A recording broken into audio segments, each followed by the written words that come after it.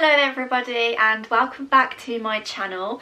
As you can see from the title of today's video, I'm actually going to be unboxing my new ring light. So I've actually purchased off Amazon. I bought the Neewer ring light. It's 14 inches and this is the second version of it. So it's the RL142 LED soft ring light. I've taken it out of the original Amazon box just for ease, and this is how it comes once you've unboxed it from the original box. I'm now just going to crack this open and I'll show you guys what's inside when I can eventually oh gosh, get into it.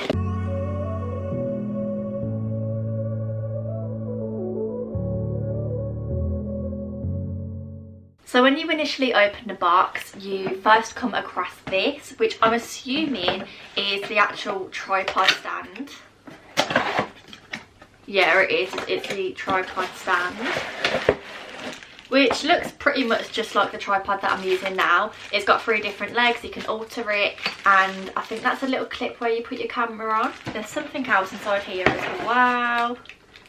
Just another part by the looks of it. I've really got no idea what that is. And it also comes with this little one, but I'll tell you more about all of the different individual parts when I actually start setting it up, because I'm going to need to read some instructions for this. Inside the box also comes a plug. This is just a standard mains plug, and I'm assuming that's what I'm gonna plug into the ring light and then that into the wall to light it up. And I didn't know it came with this. I'm actually quite impressed. You also get a carry bag where the actual ring light is in, and it's got like a little shoulder strap and everything. But let's open this bag up and see what's inside of here. Oh, okay. This is the actual ring light. I think I've mentioned that I bought it in 14 inches. You can get a slightly bigger one as 18 inches, but just to start with, I thought I'd see how I get on with this. And if I come a little closer, it's got 2 different dials, and I believe one is for like warmth and one is for brightness. Inside the bag I've also got a phone clip, which I don't really think I'm going to be using. I never film on my phone because it's just not that great quality. And I also have a Bluetooth clicker, which looks a little like flimsy and cheap, but as long as it does the job, it doesn't really matter. Speaking of cheap, this ring light cost me just over £80. I think it was like £81.99. And as far as ring lights go, this one seemed to be a lot more budget friendly than some of the others that I've seen, and it's actually had really good reviews. So just for price reference, that's how much it cost. I will leave a link down below in the description box. But other than that, the bag just includes some instructions, which I'm now going to spend some time reading and start setting this bad boy up. I'm actually really excited.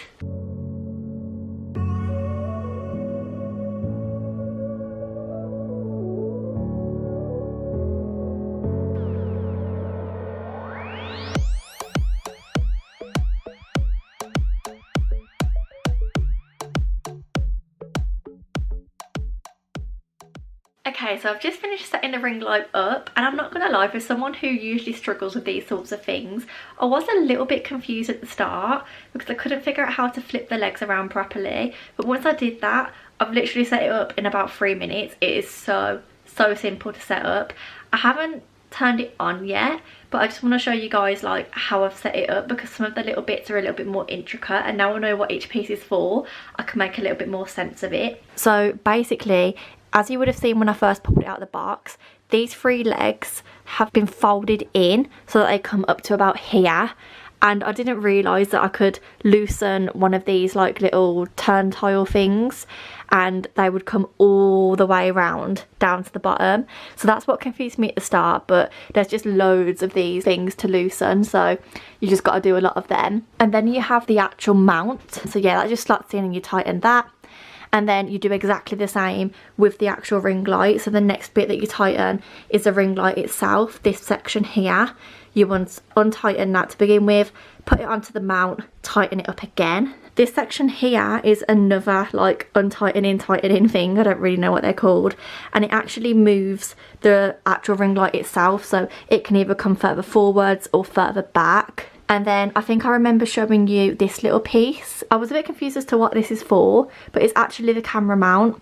And I really don't know how you're going to be able to see this, but there's 2 little things at the bottom that again you can twist to tighten or loosen, and you have to loosen these in order to get a little square thing to go in between this fitting here, and then that is where your camera mounts in the middle on top of that. These buttons here are for the warmth and for the brightness, so I'm actually going to plug it into the socket now and see how it looks when it's all turned on. Okay, so I've actually just attached my camera to that little stand that I was showing you a second ago, and I'm going to turn the ring light on with you looking at me so you can kind of see the full effect that it has. So here goes nothing.